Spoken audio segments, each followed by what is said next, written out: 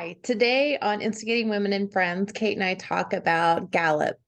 Gallup is an organization that's done research, science-based, evidence-based for many, many years and very well known.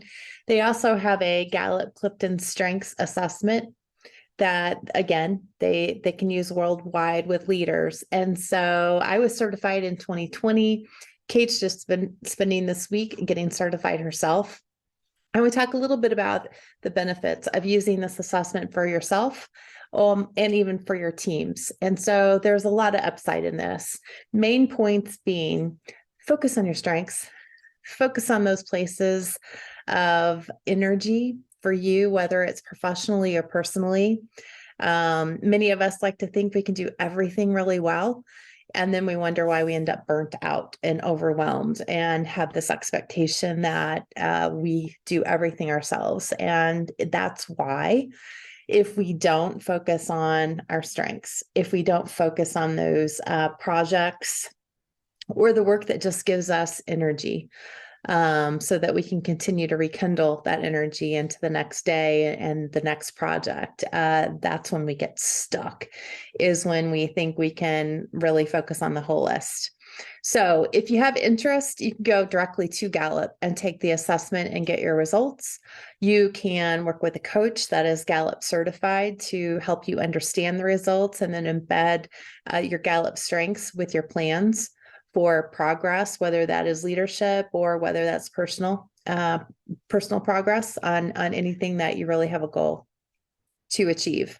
They also have a lot of tools about health and well-being, and they have research about health and well-being worldwide. They can separate that data by gender and sometimes by profession, but certainly by geography. So just a lot of interesting stuff. So if nothing else, I recommend that you do go to the Gallup site, find out a little bit about research, find out a little bit about trends, and see if there's anything that resonates with you.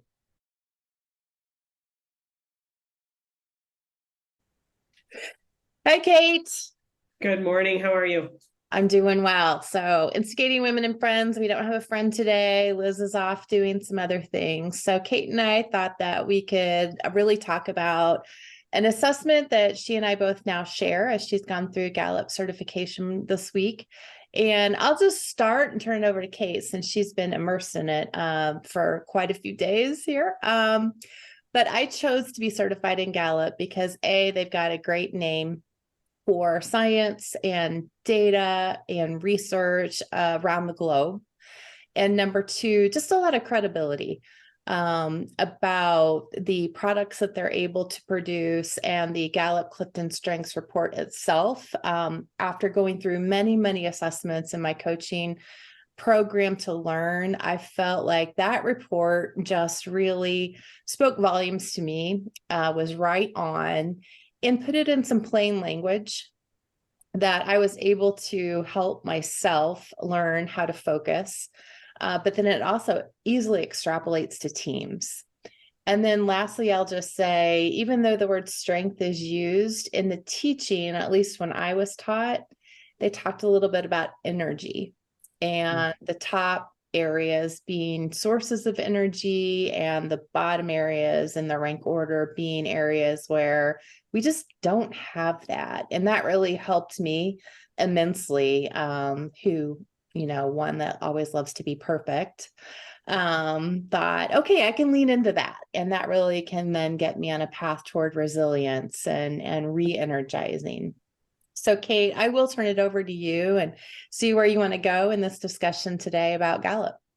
Yeah, sure. So I think the first thing is to just take a step back and explain what strengths is for those who haven't ever done it.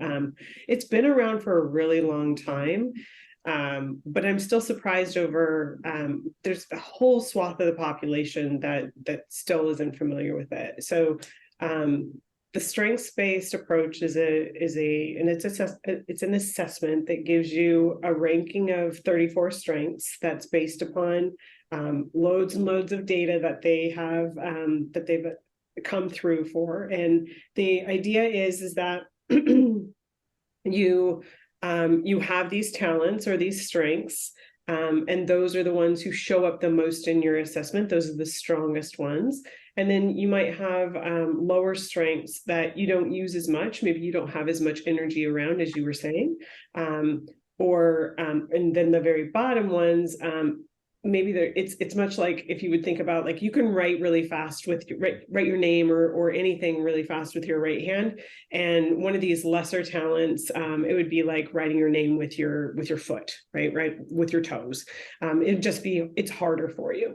What I really like about it is that focus that we have, strengths and that just natural talents, that if we take some time to invest in growing them and developing them, they can be real strengths in both our workplace and in our lives, and that they can complement each other.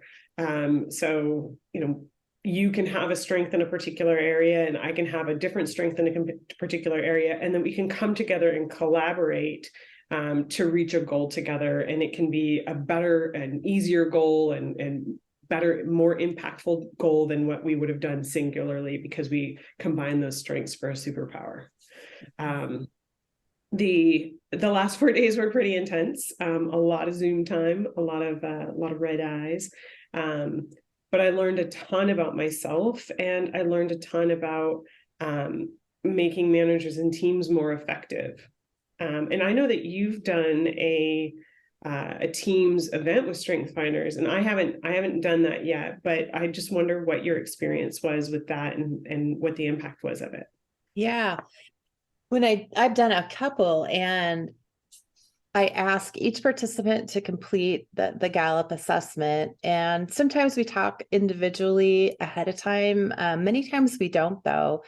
And I'll just come in and share with them their individual report, make sure they have it to refer to, but then also I'm ready with a composite report, like a poster size for the wall, and make sure I get their permission to share. And if not, I take a few things off at their request, because part of this is the person validating that what comes up in this report really does resonate with them. So I like that there's this flexibility. And at the end of the day, when these team reports use that composite, it's amazing how people are able to visually see what they generally feel. And so, for example, I had one team where there was a partner in a consulting firm and a pretty new member of the team, although at a VP level. So high level, but fairly new. And halfway through, we were going around and asking questions like, based on what you see, what can I myself do better? And the partner almost broke down and said, I have to tell you, this VP, that I'm sitting here feeling terrible because it's smacking me in the face that what I can do better is to quit assuming what you're good at, because I recognize that everything I've asked you to work on for the last 6 months has been exactly everything that you hate, everything that causes you to deplete energy. And then I wonder why you're cranky all the time and why we've been kind of doing this. So she offered him a public apology and then said, I had no idea you were good at those things I'm seeing up on the wall. And so now I think what I can do for you is to pull you into those kinds of projects and pull you in earlier. And frankly, I think that'll make this whole team function so much better. So on the one hand, I feel terrible. On the other hand, I'm so excited. And that just brought a whole new energy to the room and a whole level of excitement, mostly because she was authentic, mostly because she took this seriously. And she was able to, publicly apologize, which just meant a lot. Yeah, I think those are the kind of conversations I don't think they would have ever had without this team process. Yeah, really talking about empathy and appreciation, like appreciating someone not for what they are bad at, but what they thrive at. And then in this largely knowledge-based economy, we can choose to do things that leverage our strengths. And so that the other thing that struck me yesterday, we talked a lot about teams and just the ability to get people to feel like they belong, because we're recognizing what they're good at, and we're not assuming what they are or aren't good at just because of their title or because of what we say or because of what we do. So yesterday I was really talking about, one of my top strengths is activator, which is kind of a, let's just hurry up and go and do something. Like there's a problem we have to solve, let's just go do. And then one of my other top strengths is responsibility, which is, you've come to me with a problem and I will say, yes, I will go fix it. Because I am responsible. Because I said I would. And not only that, I'll get started really fast. Let you know that where I'm at. And I reflected back on the level of burnout that I had over the past few years, and just reflecting on, like, gosh, if my boss had known that these were my strengths and that I was never going to say no to anything, maybe we could have had a more active prioritization conversation. So there's an activity where you say, here's what I'm good at, here's what I need from everybody, here's what I can't remember what the third box is, maybe you can. And then the bottom one is, this is what I need from you. And it's just, an easy way of saying, here's how to work with me. And just cutting through all of the assumptions and into those real discussions that we don't tend to have because they're really vulnerable. Exactly. And even if you don't go completely vulnerable, just to, in a team environment, see what's on the bottom of everyone's list. And then compare, who's got that thing at the top of their list. What I've heard in all the discussion is people assume if they suck at something or can't stand something, then no one else likes it either. And some of the most engaging conversations have been by those that love that thing. And they're like, no, I'd love to do that. Especially when the boss doesn't like to do something. And so then sometimes the boss might stay over after hours to do that thing because they assume no one else wants it either. And especially right now, nobody wants to overwhelm anyone. And it's been funny. People are like, if you would just give me that thing. It drives us crazy to see you staying after to do that thing, which you don't love to do, which means you don't do it very well. And B, it would actually make us feel good and respected and valued if you'd actually let us do this stuff for you and with you and for the team. And so, yeah, that's where the magic comes in, is everyone's list is rank ordered differently. Yeah. Well, and I think what I didn't grasp, because again, I've been working with Gallup for a long time, but not having taken the certification, what I didn't grasp was how personalized it is to each individual. Yeah. That it's not just a report that says that activator's at the top for me and it's the same for everybody with activator. They take the different elements of the report and they say what my activator, given the rest of my rank order strengths, really means to me. So I felt seen in my report. And then I also learned about, which again, I didn't realize was a thing, because I'd only done this from a teams-based perspective, that you can sit down with a coach and develop an action plan around how you're going to use your strengths to accomplish your next quarter's goals, your next 6 months goals, how you're going to design like your work around your strengths. And so I hadn't even really thought about that. And I learned so much over the last few days just around myself and how they were. What's interesting though, is we've talked about this in the past. My strengths, they're typically, they don't shift, but I took the test about 10 or 15 years ago, and I retook it for this certification, and mine are different. But I went through a really big identity change, and the pandemic, I think, made it different. So I think, as we kind of crawl out of the pandemic era, there's an opportunity to really rethink where we are with our strengths, what they are, and how to best leverage them. What do you think? Yeah. I know when I took the certification in 2020, they said very few things change, even in the top 5, but certainly the top 10. And yet I've had several clients where things changed for 1 or 2, where they dropped from their top 10, low, middle, and sometimes to the bottom. And so I agree with you. Maybe things don't change much when there's a little bit of status quo. But with the pandemic, with working at home, with people really having this time to reflect like never before. And, let's be clear, it's a self-assessment. So 15 years ago, you assessed yourself as something that's very different than today. And given the change, it makes sense to me, which is why originally I thought, I'll take Gallup once and never come back, and those will be my strengths. I think it is a good idea now to just take it every couple of years, definitely work with a coach. I think the confidence that it builds in yourself as a person, just to be able to articulate what your sources of power are, what your sources of energy are, even to double check yourself. Are you leaning into those areas so that you can be resilient, prevent burnout?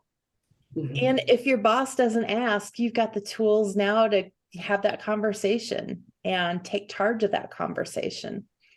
Find an accountability buddy to be sure you are focused in those areas at least 80% of the time and not trying to get better at the bottom. Yeah, absolutely. And I think the thing that I would end with is, what occurred to me yesterday at the end of the day, I was like, wow, this really is a really nice way of articulating in a very short sentence what you're good at. Mm-hmm. Put it on LinkedIn, put it on your resume, but then taking that and saying, okay, what kind of job am I looking for? Mm-hmm. As a screening tool, does this job have the things that I want? Does it require a huge amount of discipline? And that's 25 on my list. Mm-hmm. What the best fit, right? Pulsing the people that you're interviewing with. Is this the right job that's going to leverage my strengths that are this, and this, where I know I can be happy, right? Mm-hmm. And things always change, but as a really nice way of kind of putting yourself out there, and also as a screening mechanism. Absolutely. That's just empowering. And I do believe people forget from time to time that when they're looking for a job or interviewing for a position, it's a negotiation. It's two-way. And so the more you know about yourself, what you want, but just as powerful, the more you know you don't want, to help you build those boundaries is really just critical to select that next best thing. You asked about the teams, and something that's come up every time that I laugh about is when people get their results, they look at the bottom 10 and go, damn it, but that's what I wanted to be. Mm-hmm. And I have to say, yes. And I always grew up wanting straight, long, beautiful, sleek hair. And I can get that if I spend hours straightening. So it's possible, just like your bottom 10. But come on, isn't it easier just to go with your natural strengths? And so they get there. And isn't it more fun to know that somebody else on your team has that, and you can count on them? So have a little fun with it too. And appreciating the strengths that other people come with, because gosh, your strength, someone wants it. Yeah. Yeah. And we, especially as women, when we aren't really thinking through this, find ourselves cornered and then overwhelmed and wondering, why do I think I have to do it all? Well, you've set yourself up for that if you're not focusing on those top strengths. Yeah, I agree. Well, great to talk to you. I can't wait to see how your certification goes with clients, and if you have a team building kind of retreat, how that goes. So let us know. I'm eager to get started, so I'll let you. Okay. Good. Bye. Thank you. Have a good one.